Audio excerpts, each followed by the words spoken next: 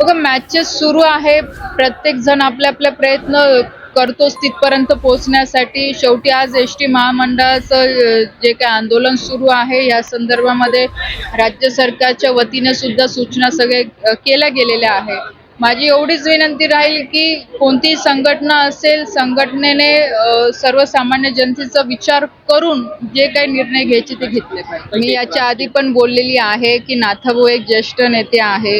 या सगळ्या संदर्भामध्ये माझ्यापेक्षा ते त्यांचं व्यक्तिगत मत चांगलं मांडू शकतो. ह्या संदर्भामध्ये शेवटी हा जो विषय आहे नाथाभाऊंचा, तो वरिष्ठ पातळीवरचा विषय आहे. मी एवढी मोठी नाही की ह्या सगळ्यांमध्ये मी काही बोलू शकते, कारण की सगळे जे वरिष्ठ आहे नक्कीच त्यांच्यापर्यंत सुद्धा हा विषय पोहोचलेला आहे आणि या संदर्भात लवकरात लवकर काही निर्णय होईलच. मी एवढंच सांगू शकते की लोकसभेच्या इलेक्शनच्या वेळेस नक्कीच नाथाभाऊंनी पुढाकार घेऊन मला मदत केलेली, याची कुठे शंका नाही. केंद्राच्या नेत्यांकडनं पण त्यांना सांगण्यात आलं होतं आणि त्यांनी त्या पद्धतीने सहकार्य सुद्धा केलेलं आहे.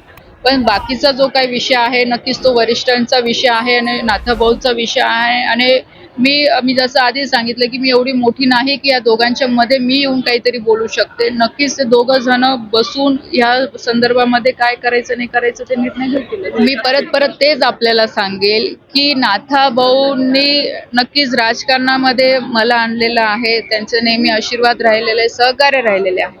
त्याचबरोबर एक पार्टीची कार्यकर्ता म्हणून एवढं तर मलाही माहिती आहे की जोपर्यंत वरिष्ठ काही ह्या संदर्भामध्ये निर्णय घेत नाही तोपर्यंतही मला याच्यावर बोलायचा काही अधिकार नाही. गांधी तीर्थ, निसर्गाच्या सानिध्यात महात्मा गांधींच्या जीवनावरील जगातील पहिले मल्टीमीडिया म्युझियम. आजच भेट द्या. गांधी तीर्थ, जैन हिल्स, जळगाव. अधिक माहितीसाठी www.gandhifoundation.net वर विजिट करा.